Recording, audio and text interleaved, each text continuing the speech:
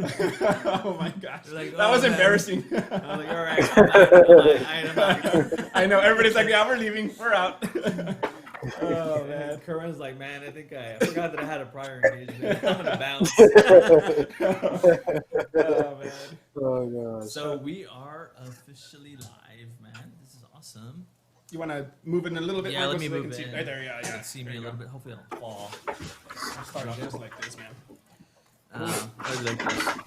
I know we're gonna have to be like this to squeeze it together. Ron joined, but I don't know where he's at. He's like gray. I don't know if we can hear him. Hey, Ron, can you hear us? Can you hear me? Yeah, we Yeah, we hear can you. hear you. Okay, let me check my camera. Hold on. Yeah. Okay, take your no time, biggie, bro. man. So while you're doing that, since we're live, what we're gonna do is kind of just like follow the similar format that we did the last time. So today we're gonna be doing photo critique number 6, and our super duper special guests today are Kerwan and Ron, super duper talented photographers. And if you are not following them right now, please do so. So let's start off with Kerwan. So, Kerwan, tell us a little bit about yourself, bro. Let's start off with where you're from, how did you get into photography, and tell us what system you're currently shooting. Okay. I am originally from Dominica, not to be confused with Dominican Republic, not Santo Domingo, Dominica, and but I've lived my whole life on Saint Martin, so I would consider myself a Saint Martin as well. So Dominica, Saint Martina. Um, what got me started was I always had a love for photography. I always had a passion for it, and for one of my birthday, my ex at the time bought me my DSLR camera and told me, "Hey, you have the love for this, so you should go ahead and pursue what you love," you know. And yeah, that's sparked a fire underneath my tail and never stop and never look back since, you know. Yeah, man. I started out with Nikon, then I went to Sony, and then I left Sony, and I'm with Fuji right now, and I love my Fuji. So I'm shooting What the would Fuji X3. what would be your go-to lens, Kerwin, for Fuji, man? What's like you're like, damn, I gotta use this lens. 90 f2. Don't leave my camera. That 90 f2 ever. Awesome, bro. Hey, dude, I remember. Let me go back to a photo. Where is it? This photo. When I saw this, I was like, dude, I need to quit. I suck. I am going to sell all my gear. I was like, Let me tell you how it's straight. Once Kerwan posted this photo, everybody quit. Everybody quit off camera flash. We're like, that's it. We give up. I was like, dude, this guy is legit, man. Yeah, Kerwan is super talented, man. But we're super duper happy to have him here. I think it's really cool that we have a nice little, diverse, group of characters. Kerwan's also from Texas, but I believe Ron Yes. is actually from Ohio. Is that right? Ron, if you can hear me, hopefully I didn't misstate myself. Yeah, I'm from Ohio, Cincinnati there base. we Can go. you hear me okay? Yes, Yeah, we yeah, can, we can bro. hear you, man. There we go. Now we can hear Okay, you. I don't know why my Tim camera's Matt- not working. Tim Matt Reyes. So yeah, I'm from Ohio. There aren't a lot of off-camera flash shooters in Ohio compared to Texas. You guys have so many, which is awesome. But yeah, I've been shooting portraits for 1 year. I started in spring 2019, and it's been awesome, and I love it. I think I was originally got into it by watching FJH's YouTube, FJH. and Manny Ortiz was also a big influence. But yeah, it's a lot of fun. I like it. Awesome, dude. Yeah, so I'm just blown away that you've only been doing this for a year and you're like busting out these bangers left and right. Yes, dude. You need to slow Thanks, your man. roll, Ron, or we're gonna kick you out. I know, dude. I mean, look at this. His colors, his colors poses are just so, elegant, and they're just. He always has a nice flow with his Yes, poses. super duper awesome posing. Ron, I was gonna That's ask the model. you. Model gets credit for that, but yeah, thank you. I was gonna ask you, Ron, how do you pronounce your last name? It's hata, Hata. like hata, like a Hot hot dog. dog or something. Yeah. And the reason that I asked, dude, is because people always massacre my last name. And if I ever have any doubts about how to pronounce someone's last name, I always ask before I start saying how tau. But it's good. But it's good. Hata. Yeah, Very it gets cool. butchered a lot, but it's all good. This was Ron's like viral photograph This here. one, This yeah, one, it was man. everywhere. It Like, was featured on it every was like single. featured on like 10,000 accounts. Yes. I was like, hey, Yeah, that one bro, was I started pretty messaging sweet. all the feature accounts. Hey, there's other photographers in the world, right? Yeah, it's funny. Like, I never know which photo is gonna do good. I thought that one was not gonna do good because it was kind of cliche, with like the rainbow stuff and too Instagrammy. But it's hard to predict. But that one did good. So yeah, I got a lot of followers from that. So Super awesome. Yeah, no, that's great, man. And just kind of like, keeping in line with that. I like what you actually said, because in the photography community, you might go out and do like build a shoot, go with a theme or a concept, and you go out, you get some really cool shots, and then like, oh man, this is gonna be awesome. This is gonna like blow up on Instagram, and you get like 100 likes. Like, what the hell, man? Yes. But you never know how your photos are gonna do, and it's okay, And Eli and I have had this conversation so many times. And I think that what it comes down to, you need to. Hey, there's Hey, Ron. there's There he Ron. is. Woo! Ron's in the house. All right. There we go. Ron was like, I intentionally blocked you guys. I know. I was like, I didn't want you guys to see me. So really, really important. Like, before we actually start and get into the critique, this is something that I always tell photographers, is that try to focus less on the numbers and focus more on being happy and content with the content that you create. And if you go down that direction, I mean, it doesn't really matter how well your photos do, as long as you're happy with what you're doing. So that's my philosophy. Yeah. Mhm. Yeah, I that's think the true. audio is kind of low on our end, Marco. So we probably just need to talk a little bit closer to the mic. I know we talked about it being here, but I think we're going to have to get a little closer to it. So I think we're good. Are you guys ready, guys? You ready, boys? Sure. Alrighty. Let's cut Do to our first photo. And shabam. This is from, let me see who's this from. This photo was actually submitted by photographer Samuel Phillips. Very nice. Let me go to title editor. And So, being that you guys are our wonderful guests today, I'm going to give you guys first crack at our first image. So let's go with Kerwan. Kerwan, for our first photo, what do you think about this photo, man? What are you feeling right now, and what are your thoughts on lighting, composition, retouching, all those things? I love this image. I find it's a really good portrait. Not much to critique on. The only thing I would say is just a few things. Like, when you're taking a picture this close, because you're taking it this close to the face, you notice more details quickly.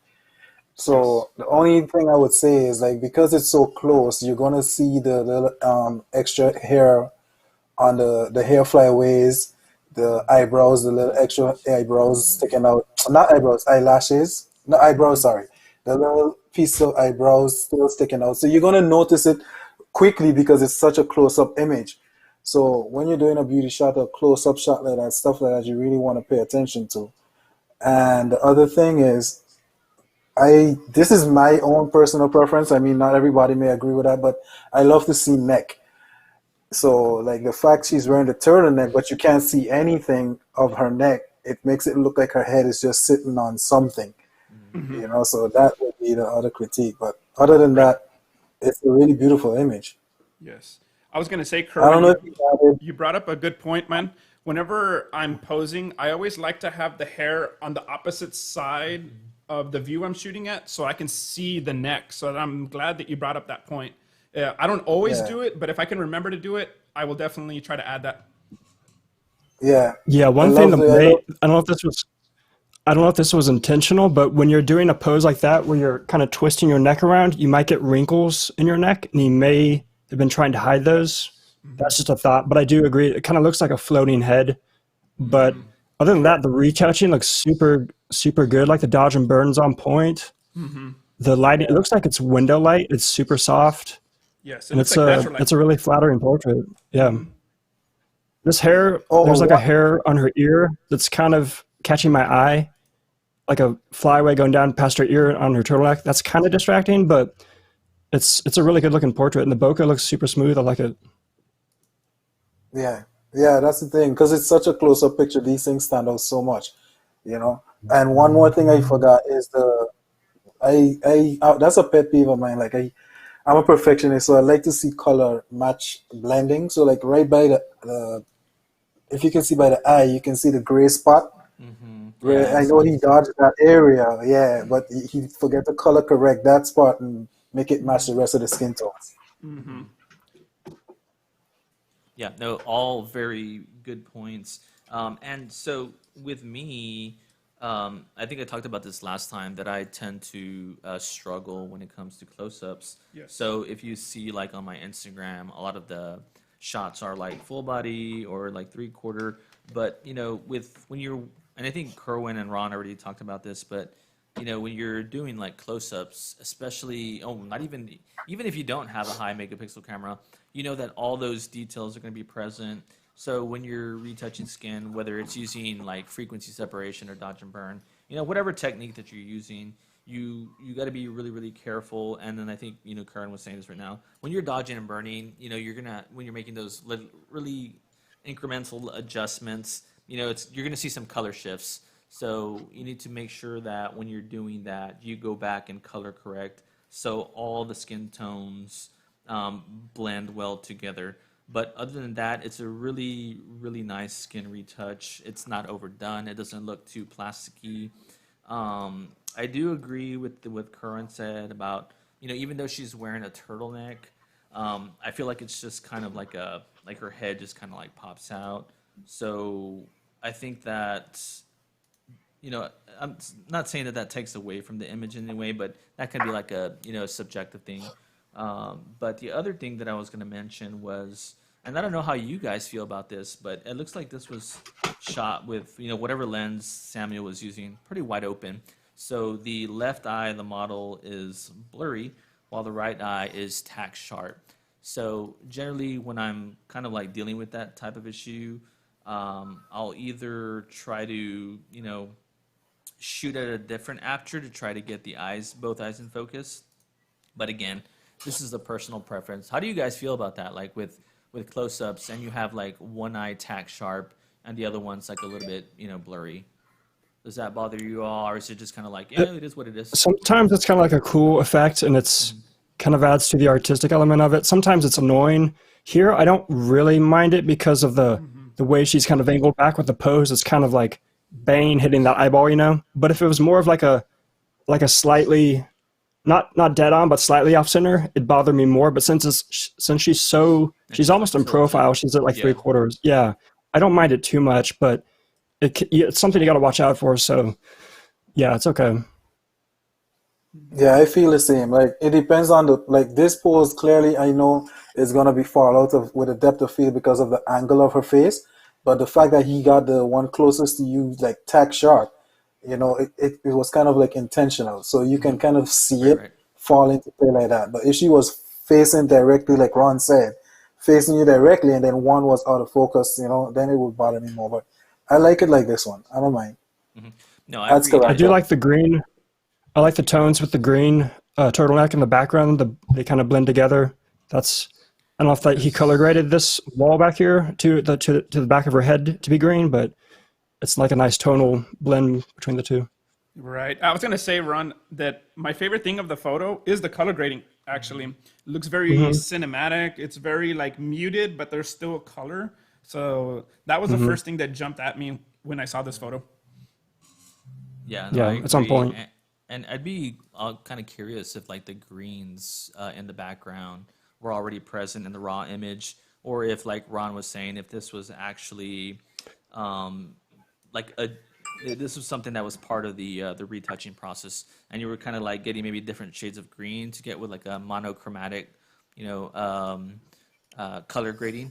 So, but again, I think he did something with the greens to bring them closer together because they're very close. So yeah, so that's Well, probably one what he more ended up thing. doing.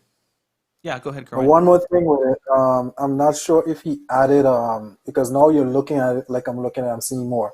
So I'm not sure if he added like a blur in Photoshop, but like right at the back of her dress, behind her neck, like right above the hair, you can see like I don't know what's going on, like some artifact, something's going on I there. see it. To the top of her forehead in the hair, you can see some blur in the top. So I don't know if he added blur in Photoshop, but it's kind of showing through like that. Yes, that's what Jeff Anton said. He says it looks like fake bokeh, so I'm not sure. Maybe he's right here. I don't know.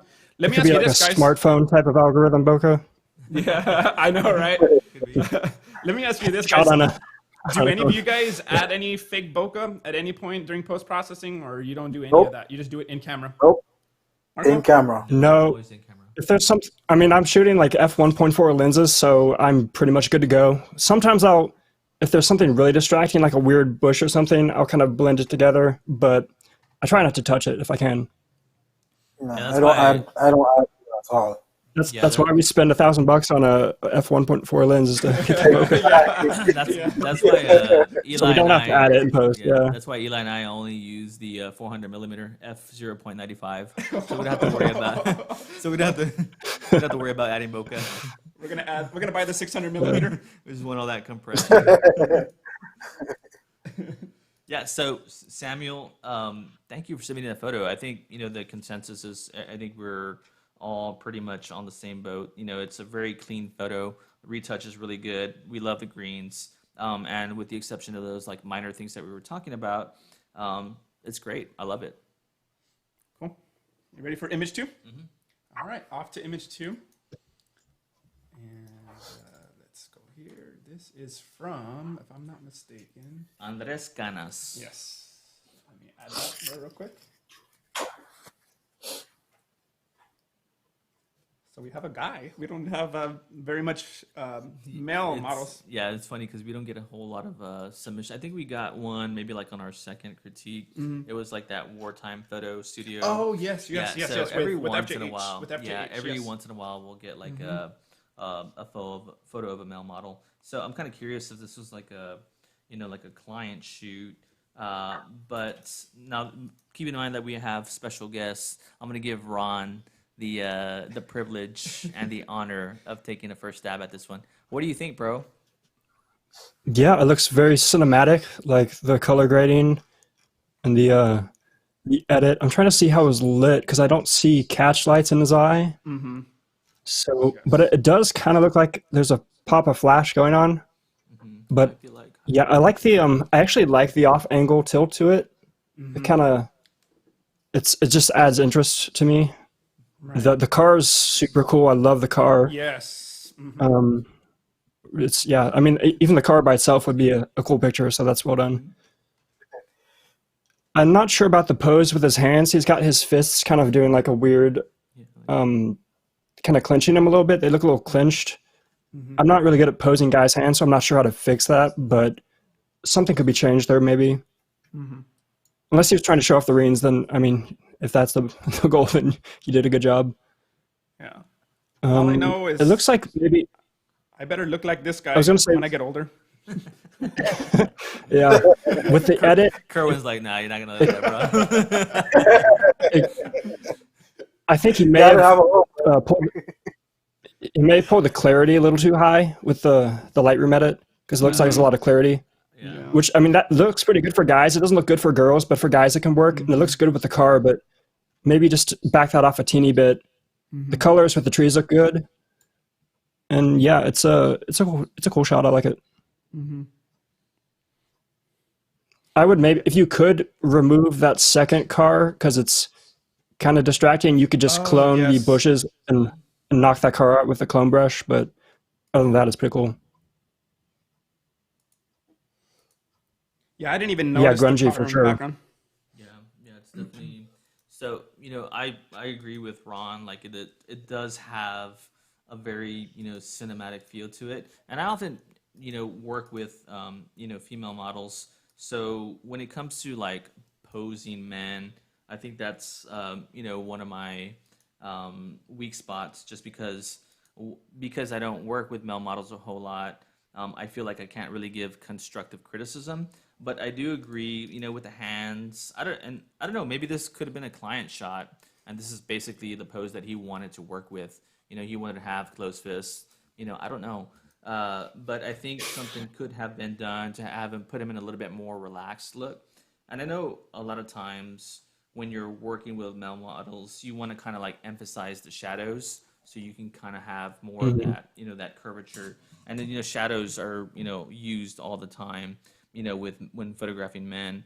But, color grade wise, it's fantastic. I just love the cinematic feel to it. It isn't too, it doesn't really have like that vibrancy that you would see like in, other type of photos where there's a lot of color present. But I feel like that kind of just makes that image. I like the muted tones. It kind of gives it, like I said, those cinematic vibes. And I agree with Ron. I think that second car that you can see on the left side of the frame, which would have been on his right side, I think if you could have maybe done something in camera to maybe get it out, or ask somebody to move the car, or if that wasn't the solution at the time, then remove it in Photoshop with a clone stamp tool or something like that. But it's great. Yeah, it looks I like it love was taken maybe at a car show, because Could have been. car shows have those things in the mirrors. So. Yeah. What do you think, Eli?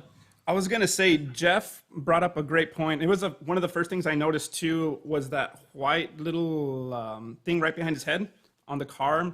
Does that bother you guys? And the same thing for people that are watching. What do you guys think of that white right behind his head? Is that something that bothers you, or you can live with? But I love the reflections that you're getting from the sky on the car. That was like super cool. To me, this looks like a natural light shot. Digging the colors.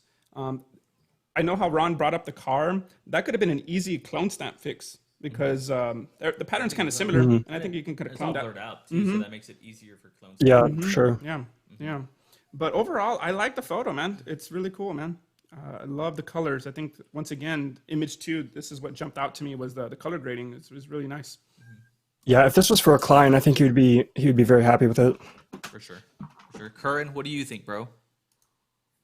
I love the image. I really love this image. I love the cinematic feel to it. The only thing I don't really like the tilt.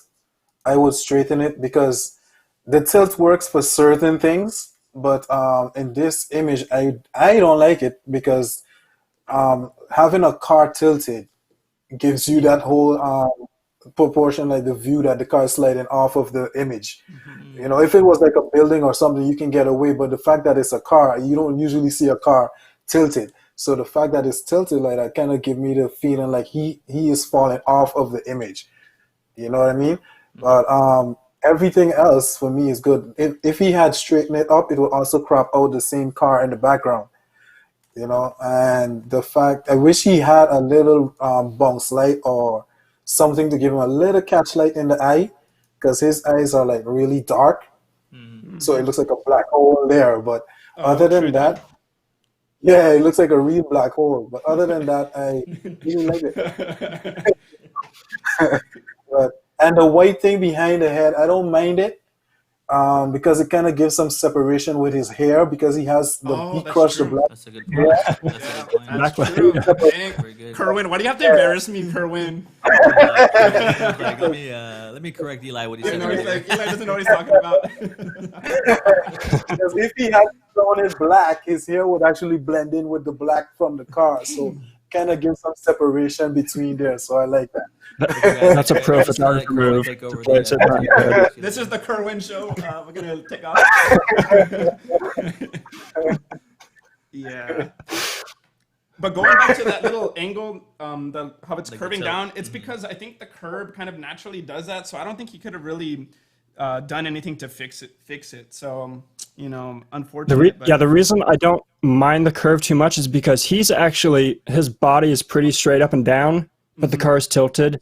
So he's kind of like separated from the car instead of this kind of boring static pose in front of it. They're kind of like off angle from each other. So that's kind of why I like it, but I can see what Kerwan's saying. Yeah, definitely. That's personal preference at the end of the day, So Of I course. mean, everyone And is different. And that's what makes these critiques fun, because we're all gonna have different opinions, and it's just Yeah. super cool to see how everybody views things. All right, image 3 then. Image number 3. Image 3. Let me take. Andres, thank you for submitting the photo. Yes. It was awesome. Yeah, it's a really nice picture. Yeah, for sure. This one just got featured, I think, in OCF ports or ISO? I know I saw this Yeah. image be featured. I've seen this before, I think. This is Michael, by the way. Michael Thor. Hopefully I said that right. I think that's his Instagram. Okay. So yeah, this is, oh my man, when I saw when I was looking at the images that were submitted for today's critique, this one kind of just like popped out at me. I think it's because a lot of times, and I'm super guilty about this. A lot of my photos, you have either the model looking directly into the frame or maybe away from the frame, but not so much where, the eye, you're showing too much white of the eyes. So the reason that I really like this one is that she's just completely turned away. So you can only see, that one side of her face. And again, this is a creative decision. It's a choice that I think the photographer made. And at the end of the day, I mean, this is how he saw the shot. So he created it this way. But, I think what adding so much is that, he's got the light. I'm looking at the catch lights. It looks like it's coming, from the, I don't know if it's above her or, let me see. Let me zoom in a little bit more. Matt was saying he loves a light from the sun, that ring light. No, so I was about to say that. So you've got a nice mixture of both flash and ambient, and he really put that sun to use.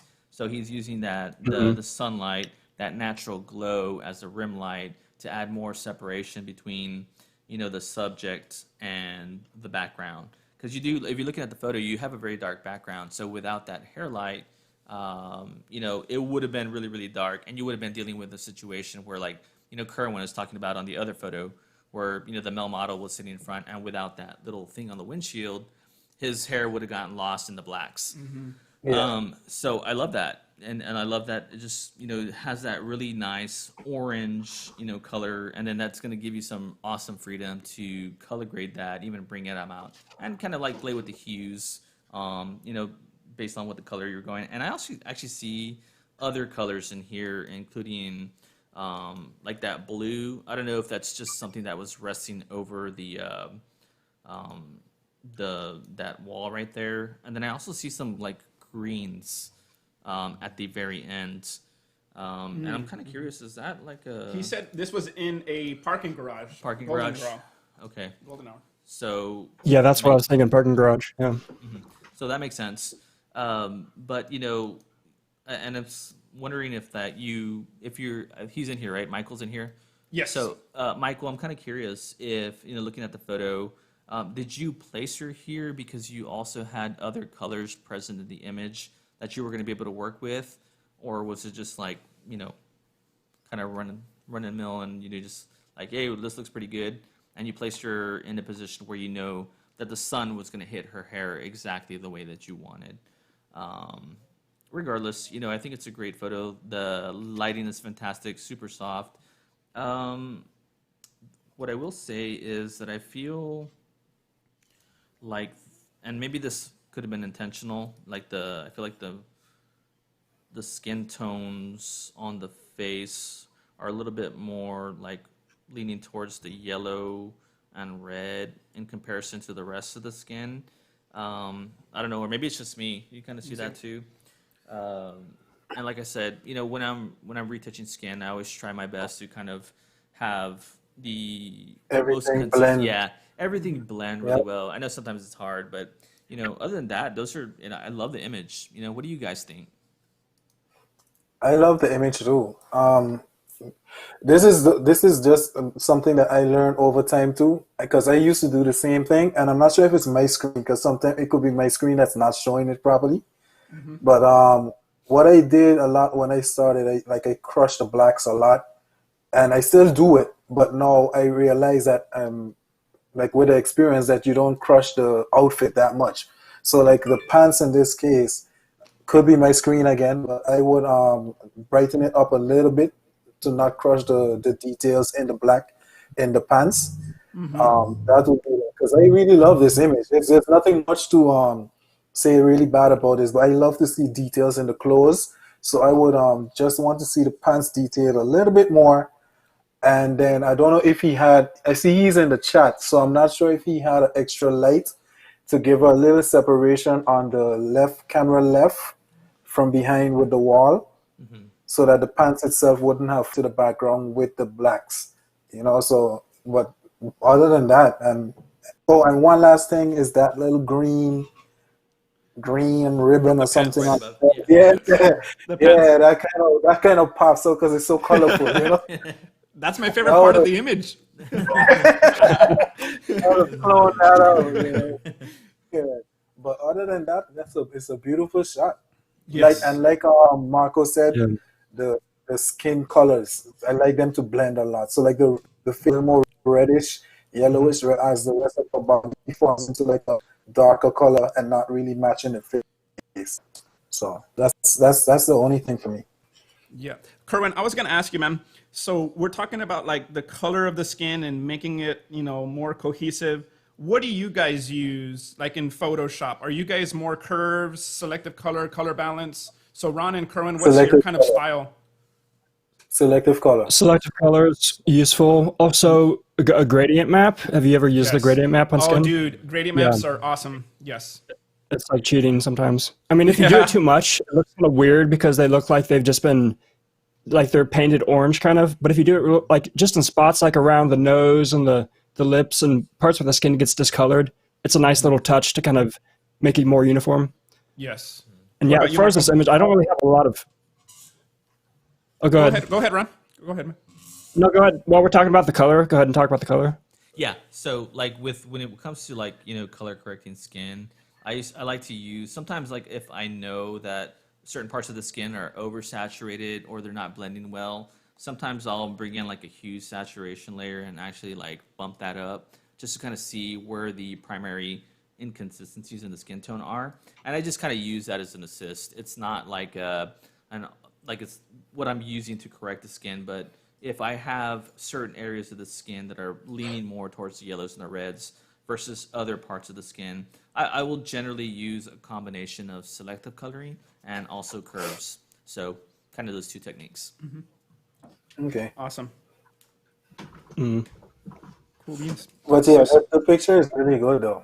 Yes, I it is. mean, if that's- you wanted to be picky, you'll remove the white light from behind on the wall. All you have to do is use the lasso tool or something like that and just slide that up. But that's Yeah, just I being was picky. thinking about that.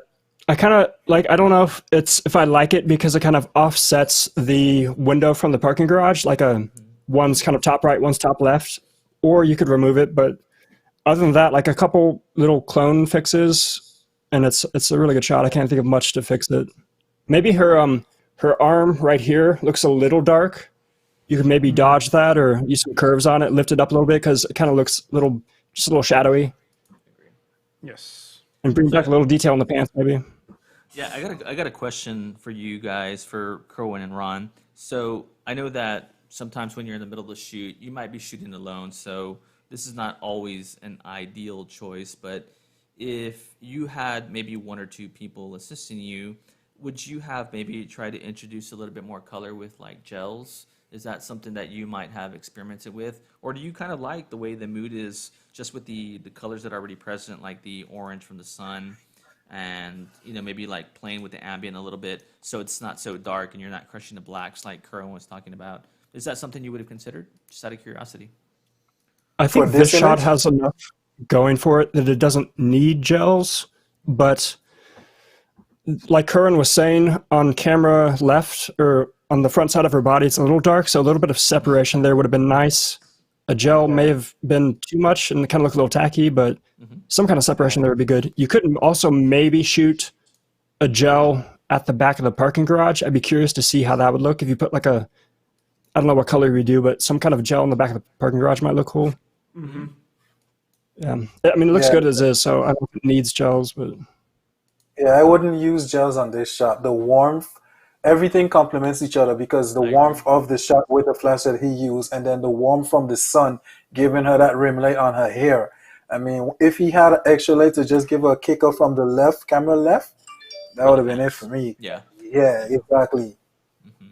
Other than that, I wouldn't have touched this with gels because it's set real beautiful already. It's like all the That natural little green colors zipper is all the color you need in the shot. that's very good. So good around. So That'll get you the feature. Yeah, it'll pop a green. I agree. I just like think the colors that were naturally present just gives you this really warm tones, and there really isn't a whole lot that would need to be done to really bring this image to life, other than what's already been said about maybe raising the ambient a little bit, or just finding another simple technique to ensure the separation on that bottom half of the frame for the pants. But that's great. I love it. Michael, He said super this dope is image. his second time using off-camera flash. So for his second time using it, he did a great job. Second Very good, time? man. Really? Yeah, That's yeah. He crazy. said he just said that. Who's that? Let's see. Where was it at? Oh my gosh, second time, man. Oh, dude, now I feel bad. Yeah. If honestly, if this is the second time, I was nowhere near this good my second time using off-camera flash. So congratulations, awesome, dude, for second time. Awesome. Yeah, just looking at this image right off the bat, I thought it was a picture from Joey FJH. Like it's got kind of that feel to it. Kind of, yeah. But Yes, it Yeah, does. he looks like a veteran OCF user. So I know. great job, man. Making us look bad. Deleting my Instagram. There's a question here. It says, what is an FFA competition? So I want to highlight real quick, Marco, if you can talk about Ron. Ron has a FFA going on. And so... Yeah, so there's actually quite a few FFAs going on, and what it stands for, it's just a free-for-all. It is an editing competition that is put together by a couple of photographers. Sometimes it's 3, sometimes it's 5, sometimes it's a little bit more. It just really depends on the photographers that are participating. But what it is that the photographers make some of the raw images available that you can go and retouch, add your own creative spin to the image, and then can submit it as part of the competition. And then I know a lot of times there's some prizes are offered for if they're maybe giving away like a camera or a strobe, or like a one-on-one tutorial with one of the photographers who's participating in the editing contest. So that's what it is. And every contest is different. There's various rules. But for the most part, it's just an opportunity to kind of, participate, support each other. We're all artists, so definitely that's what it stands for. Cool beans. All right, well, let's go to the next image. And now we're going to mix it up here. We got a studio shot now. This is like an intense close-up. I love it. Let's see if I can get the name up here. Hopefully I can spell it. So this is image number 4, and hopefully, I think it's Infinite Images, right? Just spelled a little bit differently. Mm-hmm. That's what it looks like. Mm-hmm. Yeah, Infinite Images. Very cool. That's a cool logo with the infinity sign. See the logo? Uh-huh. With the aperture. Yeah. And It's got infinity, the, it's really cool. little loop thingy. Yeah, that's cool. Yeah, very cool. So, Ron, what do you think about this image, man? It's a really close up. I know, like when I was talking about earlier, I'm not very good at close ups, but I'm kind of curious to think with this being like I guess it is a studio shot, right? Or That's what I thought. or at least maybe taken in the studio environment. But what are your thoughts on this close up? I would think so. You can see he's got one of those eyeliner reflectors under the eye, giving that really cool catch light. The eyes look amazing. The catch lights look amazing. I like the pose because you can still see the separation between the chin and the neck, but you're not seeing any like folds of the neck because she's got her hand there and it shows off the nails and stuff. So it's a cool pose. Maybe I'm not sure if I would have cropped it slightly wider because it's cropping off a little bit of her hair, but it's kind of a beauty shot, so it's okay to crop in close. There's like shadows on the backdrop. I'm not sure what's causing that. Do you see that? You're That's- talking about on the bottom half of the frame, right? Yeah. Yeah, there's kind of like dappled lighting or something. I'm not sure what that is, but yeah, it's a solid beauty shot. The retouching looks pretty good. Skin tones look pretty good. I'm trying to see if there's anything that I would change about it. I think the hardest What thing do you guys to think? do with beauty shots is the skin retouching. That's when you got to bring your A game. Yeah, it's a lot of work. Yeah, I'm not a fan of the skin retouch. Um, but it's because Frequency separation, right?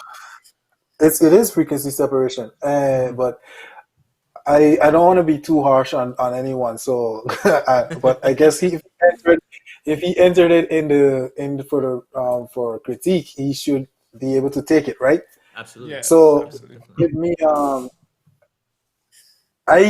I started out doing this as well. So I can't say or bash anybody because I used to do the same kind of stuff. But what I always tell people, and when I do my one-on-ones, I always tell them to zoom out on the images because it shows a lot more stuff that you might miss. Because I zoom out on this, and you can see like the there's a lot of stuff that's missing, and the blending of the skin tones, the blending of the cheek into under the eye, the the the separation from shadows into highlights, all these things from me, because it's a beauty shot. When it's a beauty shot, like you said, Eli, you got to bring your A game. You Yes. can't take a close Absolutely. up shot, and because you're seeing everything, Yes. you know what I mean. So like, I'm gonna go hard on this because it is a beauty shot. So like, when you're doing beauty shot, all like the eyes, the white in the eyes, you can see the little dark spots that need to be dodged inside the eyes. Oh, they The took out hair, the hue here. that's That was red, but they removed the hue. yeah, they removed they either desaturated it or Yes, that's something. what it was. They The desaturated. eyes, yeah. So the loose hairs, all these things you gotta fix because it's a beauty shot. You've gotta beauty shots are hard, bro. Like Yes, if are. I got yes. a Oh my beauty gosh. They shot, are. I Yes. would be like the whole day editing just that one shot. You know what I mean? For So real. For real. you gotta go hard on these things. There's a lot of like little hairs over the lips still that I would remove, like because women have little fine hairs that like it's like mustache and stuff Oh, like that. station But here. Yeah. yeah, so it's a sweet shot. The lighting is good.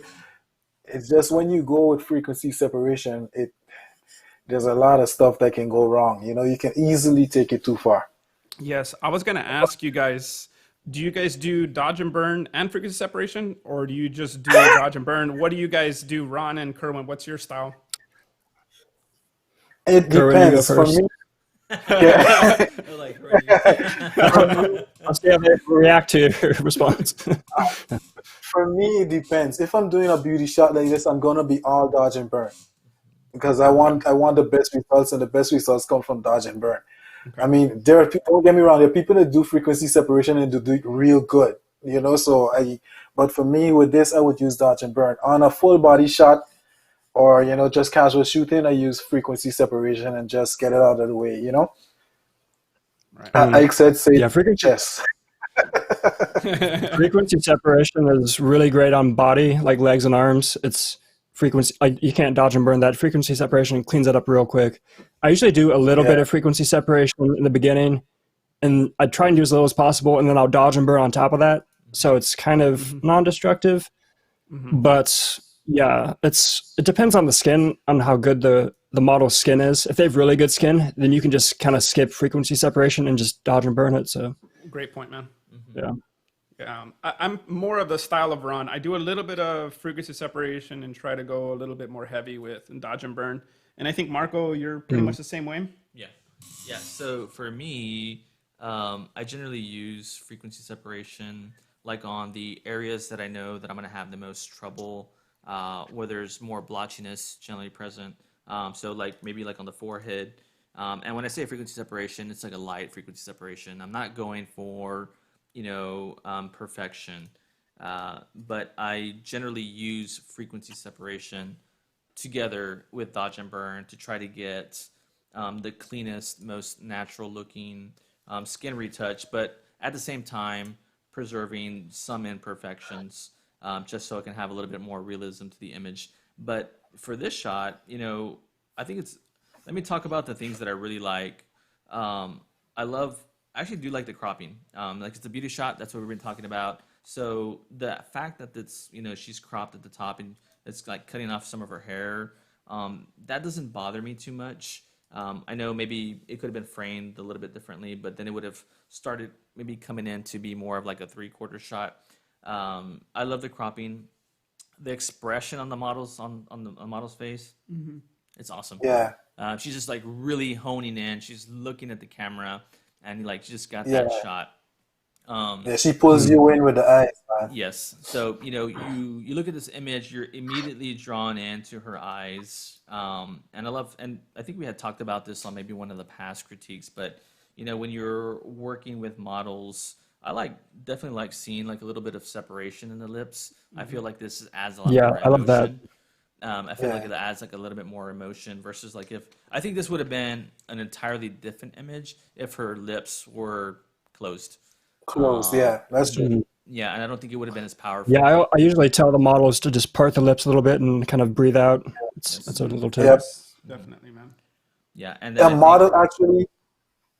Let me just. yeah, go ahead. We as photographers like to give models poses. I always pose my model, right?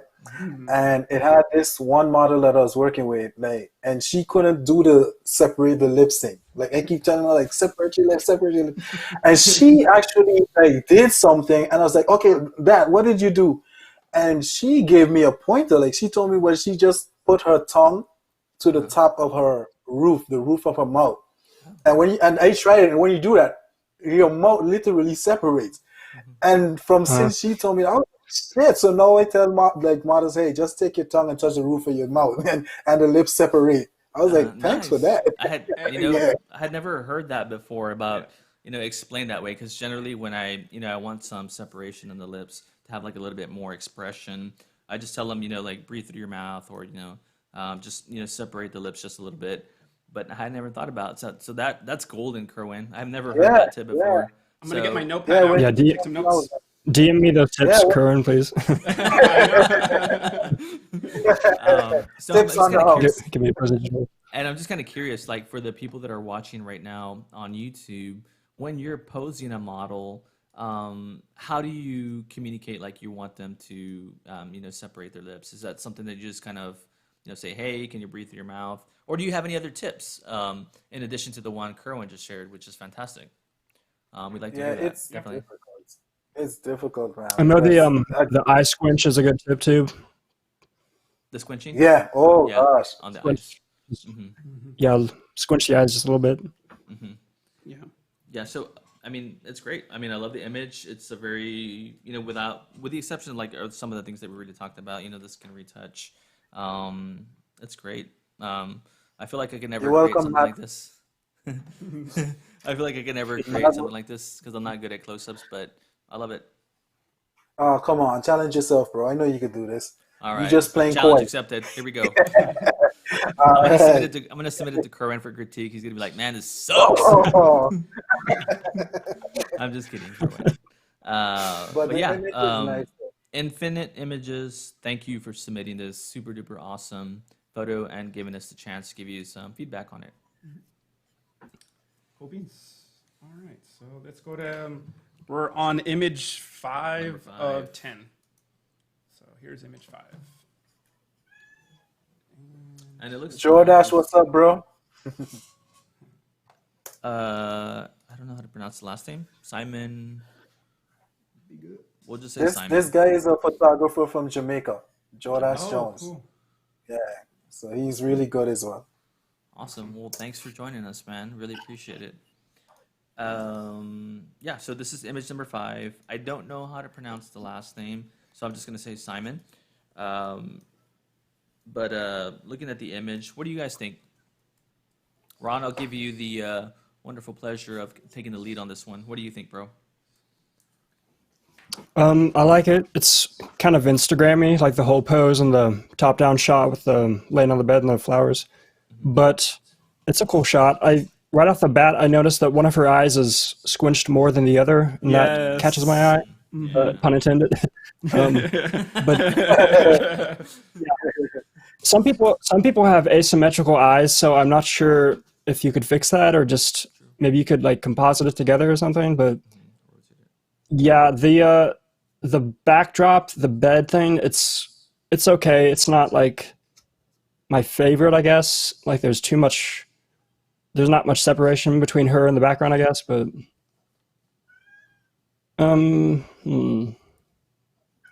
her cheeks actually look, I don't know if it's my screen, but they might look two different colors. Like one's kind of pink and one's a little more orange and red. Right. No, it looks like that on the we're looking at too. Yeah, I mean it's a cool shot. I like it. Her hand also looks a little bit pale, like right here. Maybe some blending of the hand skins with like a Right. gradient map or something would be good. Are you talking about the hand that's and- resting on her forehead? Yes. Yeah, there's a little too much color variation there. I would kind of blend that together somehow. And the her bib or whatever that is looks a little blown out, perhaps. Yes, that was Like the highlights that's are a little exactly too what I was hot. going to say. Yeah. Yeah, if you could fix that, maybe bring down the highlights, that'd be good. And actually, I'm seeing her chin. There's kind of a dark spot on her chin. I would kind of blend that in somehow. Maybe just dodge it up a little bit or something. Yeah. Yeah, it's a cool shot. I like it. Yes, I was gonna say this is something that I would like to do different angle type shots. I feel like I'm always at like an eye level or at a low angle, and this one's Yeah, like a top down view. Same, yeah. So I really appreciate that he's trying something different and really kind of going for, I guess you could say, that Instagramming. The one thing that I would have adjusted and put a little bit more detail on would be the hair on the left side of the image, right underneath the armpit. I would have just thrown that back. I like the hair on the right side. I like how it curls up a little bit. So I think that would have helped the image a little bit. And like Ron said, the little scarf or whatever you want to call it is a little bit bright. I would have just toned that down. I would have just used like a dodge and burn, brushed that down, or masked it with like a curves or something. But overall, I like the use of the roses, kind of decorated it around. It's really cool. And but yeah, that's what I think. Yeah, so I'm just gonna say that this is a really hard composition. Yes. It's not something that you can just go and take a couple of shots and you're gonna get a banger. This, like for me, it's definitely one of those shots that's gonna take some time to build up. And even then, you may not be happy with the results, depending on what you imagined the shot would look like. So kudos to Simon for working the shot and trying a different composition. But I kind of agree with Ron. I think there's a couple of things, and don't get me wrong, color variability is definitely good. But when you have too much inconsistencies in the colors, throughout the skin, it's just going to kind of, throw the eyes off just a little bit. So for something like this, I probably would have, and this is what I generally do, and I'm kind of actually curious the way, Kerwan and Ron do this, but when I bring in an image into my raw processing program, which I use Capture One, I generally have like a flatter, cooler tones to try to, and I'm always trying to focus on the skin before I bring that into Photoshop. That way, because I know that I'm going to be pushing color, and I want to make sure that I don't have an oversaturated image or too warm of an image once I start working in Photoshop.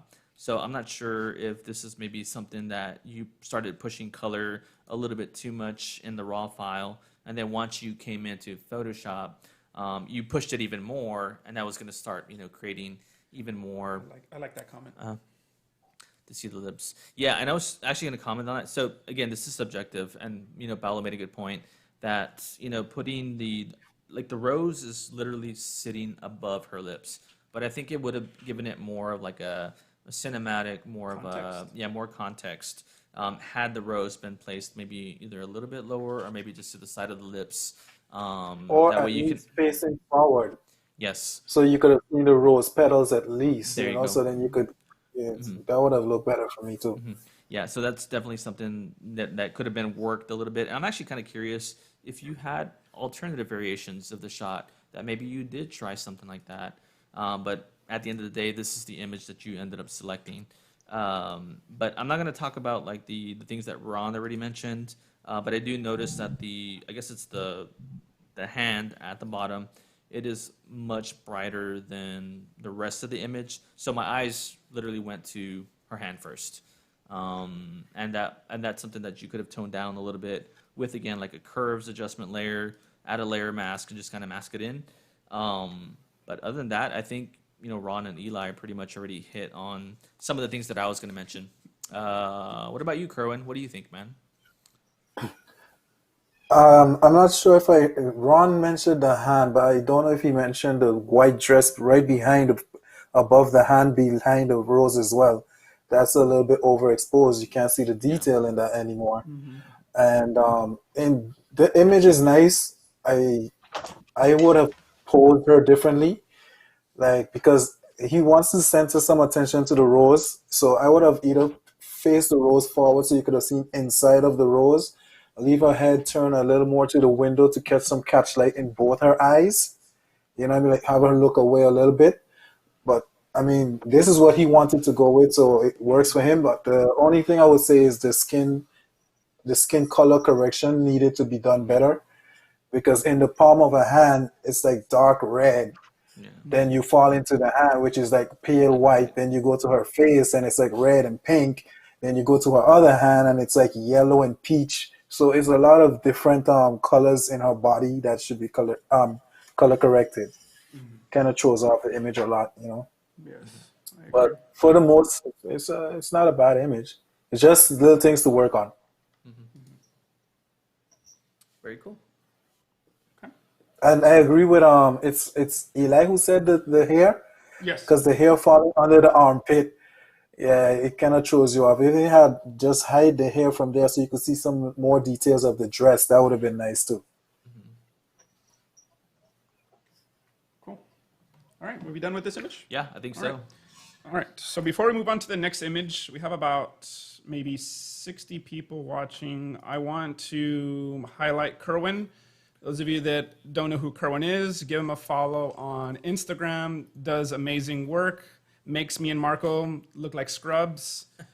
And make sure Kerwin. I know Kerwin. And make sure you follow Ron as well. This dude, I mean, he won the FFA that we did. He embarrassed me. Look at this edit that he did of my photograph. I'm going to tell you guys that this edit is way better than Eli's original edit. Just going to throw that out there. Yes. But yes, check out Ron and Kerwin, guys. They do some amazing work and super cool to have them. Let's cut back over here and let's go to the next image. And bam. I know Kerwin's going to like this one. This one looks like Kerwin's. Kerwin's like, yeah. I know who took this one, that's for sure. Yeah, So this I is, love this photographer. Yeah, this is image number 6 submitted by Osiris. I believe his Instagram is click mode. Yes. Click Correct. mode. Yeah. Yeah, yeah. He's watching right now. He's in the comments. Yeah, he's right now watching. Yep. Okay, so it looks like, Kerwin really, really, really loves this image. So Kerwin, why don't you start it off with this, man? What are your thoughts on the image? Well, like you guys said, I do love the image. It's well composed. He didn't cut below the limb of her leg, which works. She is still in a good in the because you know the 4/3 of the camera, how you pose and the composition and everything. So she falls in good. If I had to be the CC I had to give, same thing comes down to the skin color correction.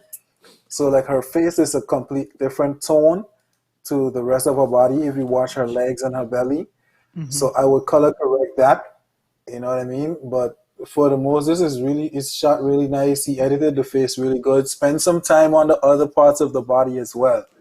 Click mode. If you hear me, spend some time on the other parts of the body because the face is really nice, nicely edited. But then I can go down to the legs and the stomach and the hand and see that time wasn't really spent on that part of the body. So that's the only thing. But for the most, it's a really nice image. Yeah, definitely. Ron, what My do you think, style man? is different though. 1 second, I'm trying to type to photo me. Ask me a question. Score questions. So I'll just kind of talk a little bit about the image. Yeah, go ahead. I'm going to say this. I absolutely love the composition. I know there's there's always that discussion about, and this is subjective, but when you're taking a shot like this where the whole body is not in frame, where should I crop it? Should I crop at the knees, below the knees, above the knees? Yeah. And I always tell people, look, if the crop that you have in mind, if you're cropping at the joints and you're happy with it, it works for you, do it. It is what it is. I know some people always say like, hey, don't crop at the joints. And it's kind of like a general rule, but I always believe that there's always a time and a place when that rule can be broken, if it is even a rule. But like I said, I love the framing. Composition is great. And the one thing that automatically stood out to me when I saw this image was the color, because I'm a super, super duper big fan of color. I feel like, this was well thought out. The outfit was intentionally selected, I think, knowing that where Osiris was going to be shooting, and he really wanted to highlight those colors and give it like that, summer vibes, which he did, and he did it very well. The only thing that I was going to kind of comment on was, and this is also like a very minor issue, like where you have at the top right of her head, there's like a really, really bright highlight, and that can bother some people, or it could just be a very minor issue. But I probably would have shifted her face just a little bit so that extreme highlight is more like on this side of her face, maybe just hitting the hair. But again, super minor issue. That's being nitpicky. But I kind of love. Did you say this was OCF or? I think it is. I'm pretty sure. I see like the highlights on on like her forehead, that hot spot that you usually get. This is OCF fan. Yeah, Okay. so but He combated the sun from the left side. yeah, the last thing that I would see that I really, really like is the pose. I love that she's, just kind of playing with her hair, hands going through the hair, kind of have some of that motion in there. But OCD's awesome image, man. I really, really like it.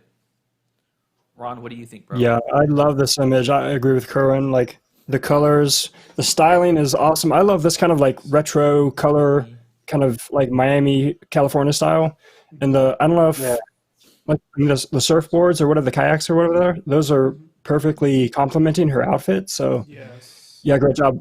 This photographer, Click Mode, he reminds me of Danny Batista, which, as you guys know, is a big compliment. So yeah, I don't mind the crop at her legs because she's kind of tapering off to the narrow point, and he's cropping, so she's kind of tapering out of frame. So it's okay with me. The light looks really good. I agree about the hot spot. You could have maybe blocked that with her arm, but I didn't really notice it too much until you said it. But yeah, this is a banger for me. I love it. I can't think of too much to fix. That hot spot that you're talking about, Ron, I think that's something you can fix with frequency separation, right, guys? Frequency separation, right? Yeah, That's an easy fix. Yeah, it is. And it's a small portion too. So, all right, I want to say something with Marco, because he made a little point there. So I want to just ask a question, because he said it doesn't matter about the crop. I don't want to give them the wrong impression to let them feel that they can go and crop off somebody's fingers like right here, and then do this. So you gotta be careful with what you say, bro, because I have seen a lot of pictures, and some people would take the whole image and then crop off just this little piece of the finger. So I mean, like they could have just scooted just a little bit over to get the finger in the frame, and they cut it off.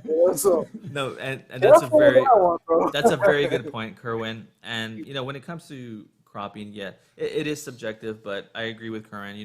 Don't go cropping hands off, and just if you feel like it's a really, really tight frame, just back up a little bit, get a wider shot, and then play with the cropping in post. Exactly. So yes, Kerwin, thank you for we that. know Instagram screws with everybody image, but definitely. Yeah, and I know this isn't Instagram friendly, but I'd be curious to see how this would be if you framed it horizontal, landscape instead of portrait, because like her whole body might be pretty cool, and you get a little more color maybe from the kayaks or whatever. So it probably looks good both ways, but a lot of us have to shoot portrait because of Instagram. So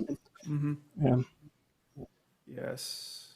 I mean, adding on to what you guys said, I mean, the colors, the styling. I think the styling was the first thing that jumped out to me that really made this shot. And the fact that he found those kayaks, I mean, man, it just really flowed really well together, man. And the colors of the kayaks matching the colors of the dress. I don't know if you did that in post, but everything. Click Mode. Did you color grade the kayaks and the dress to the outfit to match each other? Or was that how it came out of camera? I'd be curious.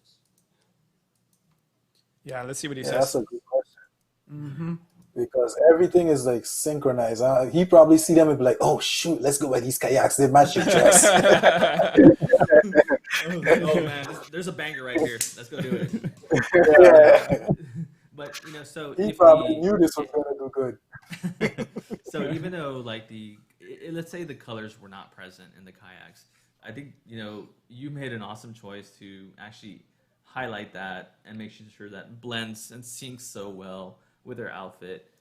So either way, it's a badass image. Colors are awesome, man. But I am super curious. Did you color grade the kayaks? I know, man. He could even color grade Added, the back yeah, of the kayaks. he added the color and capture one. He said. Oh. Okay. Oh, yes, he I did. color. Oh, nice. Okay, very good. Nice. And one more thing, look at this. There's no bokeh, guys. Yes. Only in the back by the trees, but everything is in full view and it still stands out. So Yes, it props is. to Heck Yeah, yeah, you, man. you could have shot this image on a kit lens, I think. Just stop it down. yeah, Actually, he may have had to stop it down because you can tell that background was pretty bright. yeah. It's a really nice image. Wow, look what he said. I actually hated what she was wearing till I saw the kayaks. Wow. That's Well, crazy. It just Everything worked out, man. Everything worked out, bro. Yep. It's all good. But at the end of the day, you have a banger image, man. I You love could it. maybe, the question about the sky, you could maybe make the sky match the color of the kayak, kind of bring it towards the teal color a little bit, take out some of the magenta. That might make it look a little more cohesive, but it looks very really good. Yeah, and just kind of curious, what kind of techniques, like if you're making adjustments to, let's say, the sky, is that something where you would use like a selective coloring, like target that color specifically, or what would you guys do that? Selective color. Yep. That's the HSL. best tool. Or the HSL? Very good. HSO. What's that? And Adobe Hue Camera, saturation, luminance, Ah, just the okay, sliders okay, and okay. Lightroom color. Capture One has it too. I usually, I don't use like. Yeah, he shoots Fuji. He has no choice but to use Capture One. yeah, Oh please. Yeah. Kerwan, yeah. like I usually push my the image is colors perfect. a little bit towards the direction I want in Lightroom, and then I go into Photoshop and use selective color to tweak it further. But Lately, I've been into curves, man. I feel like I get cleaner colors with curves so than much I do curves, with man. selective color. love I love curves. selective working color. with Selective colors are Duhale, my or- all-time fave. But I don't know. I've been using curves lately. The thing with why yeah, I love I'm not selective good color, with curves. why I love selective color, it attacks just the color that you want to work on. So like with the sky, I would just go on the blues and it will only change the blues. With the curves now you have to paint it back in, right? Yes, for the most part, yeah. Yeah, you got to be careful with curves because like when you're making adjustments on the red, green, or like the blue channels, you could easily be adjusting other colors without actually realizing it. I think that's why as versatile as curves adjustment layer is, you do have to be careful. And I think for like if you're just making adjustments to the sky, selective color is king right there. Just for if you're just targeting a single color. All right. Let's go to image number 7. We just got 4 more, boys, and then we're done. Let's see. Image 7. There we go. Let's get this off. There we go. And image number 7, submitted by photographer Zach Brown. It's looking really good. Kerwan, my man, what are you thinking about this image? What are your thoughts? I like it. I like the difference in the colors, how the lollipop separated and pop off the screen. The lollipop really added a lot of what's the word I want to use? It added a lot of content to the image and story, Yes. and you can see it's a playful look. The heart. I wish the other hand was in view because it looks like she's amputated, like the other hand is missing. Oh, Very true. yes. So Maybe these she are things was. I always. Well, if she was, then okay, I can't say anything for that. But if she's not, then I would have loved to see the other hand. But for the most, this is a really interesting and nice image. It's different. The editing is good. there's not much I could say bad about this one. What do you guys think? So, the first time that I saw the image, I was like, again, I'm going to say this. These are really hard compositions because you got to know, kind of like, and I feel like these are definitely shots that take time to build up. And like Kerwin was saying right now, the fact that, a lollipop was incorporated to the shoot, it adds context. You're building the narrative. So you're telling Yeah, a story as part of all the things that you're using. I think one of the things that stood out to me was, again, the pose that she's upside down. She's got a lollipop, and it's just different. And I actually kind of like the yeah, way that you still see color in the background. I don't know if that's yeah, like a pillow or whatever it is, maybe a towel or but I just feel like that even adds even more. I yeah, feel like it would have been missing something had there not been maybe just a little bit of hint of color somewhere else. yeah. That's But I just feel like that added a whole lot by just yep, placing that color wherever she was. But I 100% agree with Kerwin that I would have liked to see her other hands yeah, and just trying to figure out what to do with it, but be able to find a yeah. pose that works with it having it in frame. She could Um, have doing this finger like this or something like that, yeah, like a little, yeah, hey, there's super, a fun pose. Yeah, super. exactly. Just Yeah, having like a something like super that. upbeat post, definitely. Yeah, The other thing that I was gonna say was I, I, th- I don't know how it looks on your screen, but looking at it on my iPad, I feel like maybe the luminosity on the forehead or the overall exposure should have been brought down. It looks super duper bright on my end, and like my yeah, eyes went straight to the forehead. Again, that's Mhm. something that I can easily fix, but I just feel like that is in fact maybe the brightest part of the image, with the exception of the highlights on the nose. But it's great. I love it. Super creative, awesome colors. What do you think you like? yeah. What I'm trying to figure out is what lighting did they use? Because you can see the catch light. It's a circle, so I'm assuming it's a beauty dish, or does it look like a softbox? Looks like a square. It It's a looks like square, a right? square A softball. square, right? Yeah, Square Yeah. softbox, right? Yeah. Okay. So probably that 31 by 31 or something like that. Because Marco was bringing up the hotspot, so I was trying to figure out how could he have maybe adjusted it, with the lighting. But overall, I love the color in the image. I feel like I would have played more with the blanket, like Marco was saying, the color back there. What if they would have brought the blanket all the way down so we don't see the white here? I don't know if that would have been overkill. But I would have liked Yeah. to have maybe played around with some more color there and kind of went all out. But overall, like Marco said, this composition is not easy. I Yeah. certainly, that's my weakness right now is coming up with some of these creative compositions, and that's something that I'm working on. So I like that Kerwin brought up the point about the amputated arm there. I didn't even catch that until he told me, so that was really cool. But overall, I like the image, very solid. I like that he went Yeah. with the color and stuff. Yeah, you did a good Yeah. job. The lighting, like if it was a softbox, you could. I'm trying to think if you feathered it up a little bit to bring more light onto the body. One of the things that distracts me a little bit is the white edge of the bed underneath her head is a little bright. You could either pull up a gradient map and kind of darken the highlights, or feather the lighting up a little bit. But the other thing that I noticed is the colors on her face are a little cooler than the colors on the rest of her, like her arm and the background. Those are warmer. And that's probably because the white balance between the flash and the ambient wasn't, if you either gelled the flash or did some kind of blending between the colors, because I see like a contrast between the cool and the warm that's kind of distracting. But yeah, I love the makeup on her eyes and everything. That's really cool. That looks cool. The other thing that might be cool would be to use a wider It is, focal length. Yeah, I know. Right? There's like a little bit of compression with the lens. If you used a wider focal length, it might look cool and give you a little more depth. But yeah, I agree with Eli that maybe pulling the bed sheet so the color covered the whole thing might be cool. Yeah, the whole mattress. Yes. Yeah, because it kind of looks a little like grungy and dirty, like a mattress underneath her. I don't know. But it's a cool shot. These are really hard to do, so congrats. Yeah. Not much you could say about that image. Yeah. It's just like it's such Yeah, a you can cool actually image. you can see the ambient light. If you look to the left of her hair, that shadow, that orange yellow shadow, that's kind of what the ambient light looked like, and the flash is contrasting and making that cool orange shadow. Yeah. I was gonna say you can see it on her left arm that's holding the lollipop. You could see that you have that yellow light. Yeah, the So yellow he's light. mixing the lighting in the room with his strobe. Flash. I Yeah. think a CTO gel in the strobe might be cool. Yeah, Yes. definitely.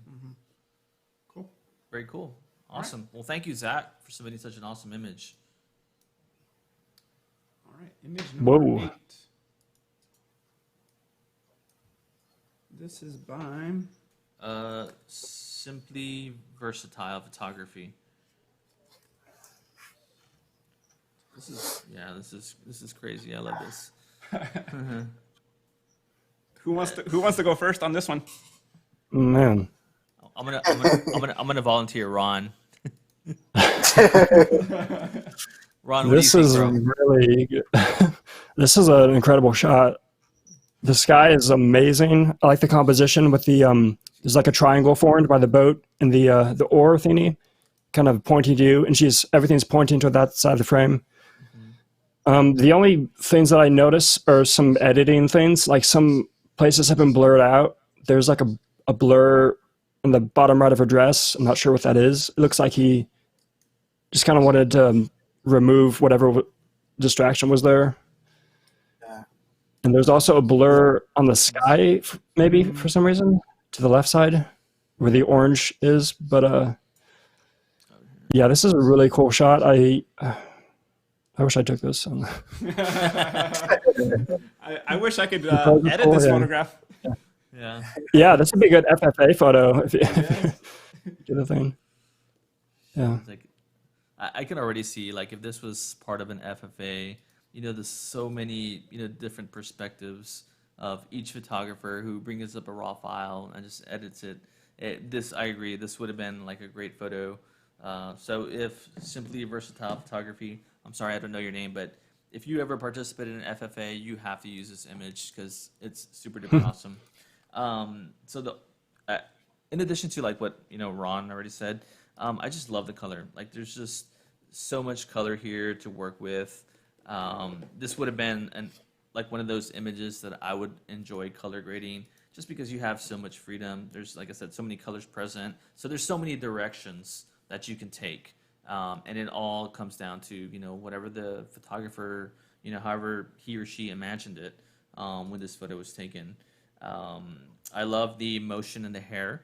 It's just like if she's out in the, in the waters and she's just kind of, and just have that actual really awesome motion. The only thing that I was going to say is I don't know if this is the color in her hair, but looking at the hair, I see like purple tones, magenta. I see even orange and red. I don't know if that's because that's where maybe she had her hair painted and maybe that's actually already present, or if that ended up being present when you were color grading and maybe you overlooked it. I don't know. But other than that, lighting is on point. I love that it's more like a magmod kind of style shot, so you have more of a wider angle. It kind of gives it more of that cinematic feel, and I feel like harsh light is perfect because I feel like maybe soft light or even like more spread of the light, it would have been a completely different image. So I feel like those things combined really, really contributed to the overall feel of the image that you get by looking at it. But it's great. It's fantastic. Kerwin, I my don't man, know. what do you think? I don't know if this was intentional on his part or if he saw that vision, but the way that the way that she's holding the orcs or the whatever you call those things, I don't know if you guys see how the symmetry of the design of how she's holding them just pulls you into her face. It's like a Yes. triangle Dude, I was forming about to like say that, Kerwin. Yeah, It's like, like triangles. There's a lot of oh, lines here. yeah, exactly. Like that was genius. So if that was intentional, you are a genius, man, with that line symmetry you did. Like everything pulls you just to her face just because of the way she's holding those two orcs or whatever you call them. So the only CC I would have is the same thing that Ron said. 600. I don't know what he did by the dress. There's some blurry, some cloning thing that went wrong on the dress, right to the bottom. What Ron said. And I would probably have changed the color of the skirt just to give it a little more offset because everything is a lot of blues in the image. So just to give it maybe just a different color or something like that.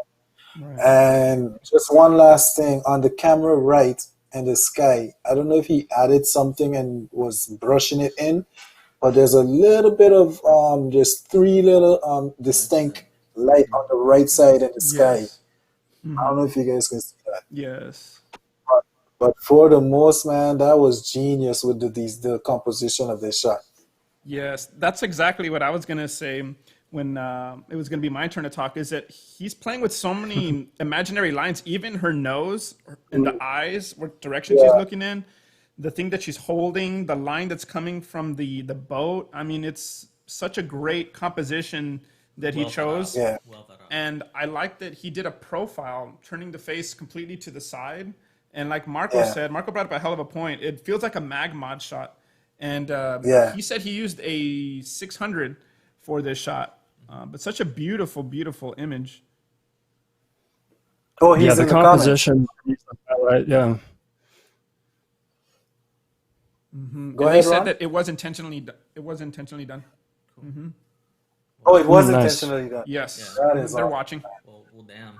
That's genius, like But Kerwan said. the way he did with the lighting, how it gave her cheeks that definition and shaped into the chin. Like he really played with that light too, man. Yeah. He did an awesome I'm job. kind of curious. Was the softbox or what kind of softbox I- were you using or modifier? Was it gridded? That looks like it's just a reflector. Uh-huh. It just looks really, yeah, it That's looks really a harsh controlled. light. Yeah. Let's see what he says. Or it could be bare bulb. Who knows? I don't know. But it Yeah. seems like the light was controlled in a way to give it this exact effect. That kind of like that harsher light. That gives it more of those cinematic feels. Let's see, what did he say? Let's tap it. Yeah, he didn't reply as yet, but this shot is definitely awesome. It's fantastic, and honestly, I can't find another word other than what Kerwan said. It was genius composition. Hmm. We had a question here from Alleviation. He had said earlier, I have a question for some of you bigger photographers. Do you feel like it was harder for you to get better models to work with when you had a smaller audience? I know for me and Marco, here in South Texas, we don't really have that many issues finding people to shoot with. Now, there's a big misconception with the people that me and Marco shoot with. A lot of the people me and Marco shoot with, they've never modeled before. We're the ones that kind of have to coach them up. We don't really have, I would say, professional models like you would find in the bigger cities. So I don't know about you guys, Ron and Kerwan.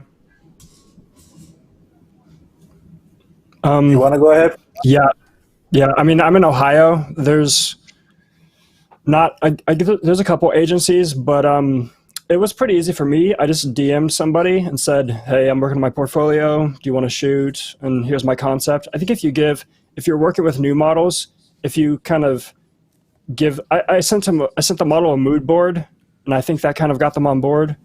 So giving some inspiration or a mood board or a concept is going to kind of raise your chances of working with someone, I think, because they get a lot of DMs probably from people like, "Hey, let's shoot," and they don't respond to them. But yeah, it was pretty easy for me. And then once I had a couple shots on Instagram, it kind of snowballs and it gets easier as you shoot more people. So Yes. just do quality work with somebody. They don't have to be professional. You can work slowly, get some solid shots, and then it'll get easier from there. You just work on your DMs, basically. I understand what he's trying to ask, because this is something like is the Instagram world. Sometimes you hit up a model that has, like, for example, like a big following, and if your following is not up to par, they won't even read your DM. You know what I mean? So I cannot understand where he's coming from, because he's like, if he finds it's harder for you to get better models, so like all of us, we choose girls that we want to work with. Like sometimes if I have a concept, I see a girl walking down the street and a concept comes to mind, I'll be like, hey, do you model? They'll be like, no. I say, would you be interested in modeling? Hmm. And then they'll be like, yeah. I say, okay, well, I'm a photographer, and as we can do, and then we talk, and then I will shoot that model. But when you have someone that already does modeling and have a bunch of followers, it's kind of hard to get to shoot with them if you don't have that following. They'll be like, oh, you're a nobody, I need to shoot with you. So I kind of understand where he's coming from, because we all would, well, I don't know if you guys were there, but I was there at one stage where I would hit up some models and they'll be like, they wouldn't even reply to my DMs. And then after my following blew up, then they hit me up. I'm like, didn't I hit you up something like that? I'm like, no, here's my price list. If you want to work with me now, here's my price list. You know what I mean? So, you know what? Kerwin, You send know them their what? price list. Here's my price Yes, list. here's my price list. They forget, you see the thing, a lot of these models forget that you hit them up. So when they come back now, when you blow up, you're like, you remember, but they don't remember. You know what I mean? So I'm like, Yeah, nah. I had that happen. I messaged a model on Facebook and I was like, I would love to work with you. Here's my idea. And I think they left me on red or something.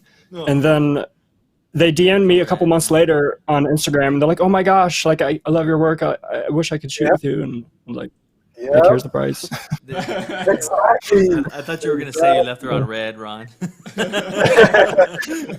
I probably did for a couple days, but Um, That comma is sweet, boy. those are all very solid points. And the only thing that I was gonna add is if you're just getting started, understand that all of us, whether you have a large following or a little following, or you're just getting started, you do have to take risks and you have to start somewhere.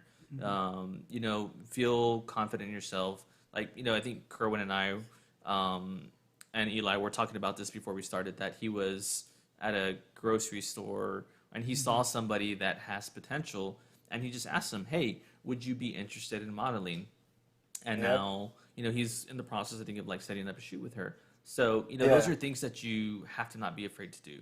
Yeah. Whether it's sending a message directly through a model, or maybe they're, for some reason they prefer communication through email, or you need to contact them. Just don't be afraid to take those risks, because if you don't, then you're never going to be able to build the portfolio that you have in mind.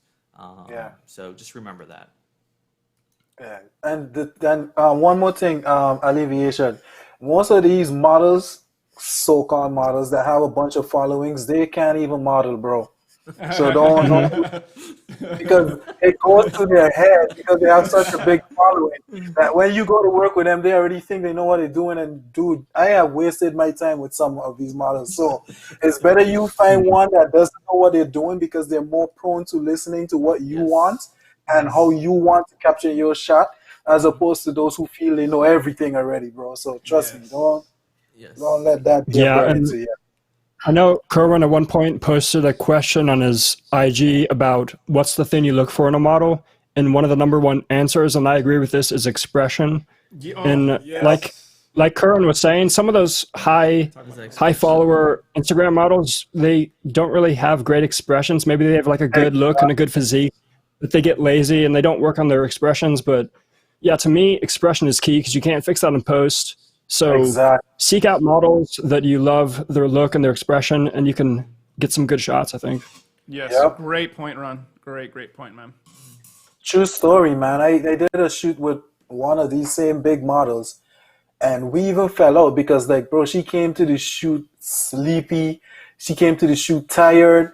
Bro, this whole shoot was a waste. Like, I literally got no good images. Like, I just deleted that whole shoot. You know what I mean? And she's like, didn't you like the pictures? I was like, no, you came to the shoot sleepy. Like, what? How you expect me? I'm like, bro, these bougie models, man. So I prefer to have someone that I can work with than some of these models, because it's a headache and it ain't worth it. And the only other thing I was gonna say, and this is kind of like on top of what Ron and Karen were saying, but in our experience, because down here in South Texas, a lot of the modeling focuses more on like the pageant stuff, the very runway, standing still kind of posing, which is great. It has its place. But when we're talking about the type of photography that we would like to do, we're always looking for that emotion, that expression.